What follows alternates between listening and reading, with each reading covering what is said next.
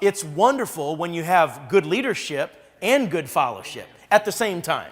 You know, it just somehow works better when it's simultaneous. And it's good when there's good leadership and good fellowship. Someone says everything rises and falls on leadership. Now, I believe in leadership, but I'm not so sure I believe that that's true.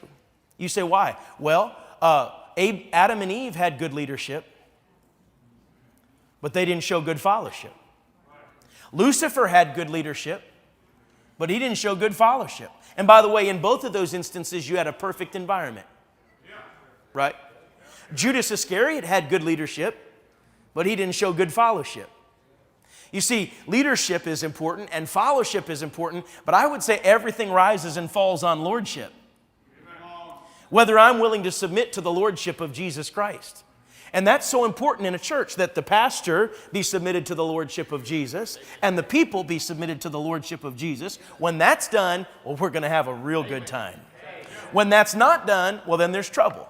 Any trouble in the church, whether it's from the pulpit or the pew, is because someone is trying to sit on the throne that rightfully and only belongs to Jesus Christ. And when I come into a church, one of the first things I do is I look for the throne. And I look for who's seated on that throne. The throne is not made for the deacon board. The throne's not made for the choir director. It's not made for the people in the choir. It's not made for the nursery workers or the Sunday school teachers or the Sunday school superintendent. The throne is not made for the pastor. The throne is made for the Lord Jesus Christ.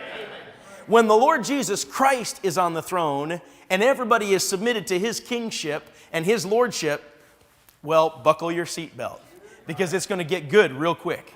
It's going to be exciting real quick. It might be a street fight with the devil.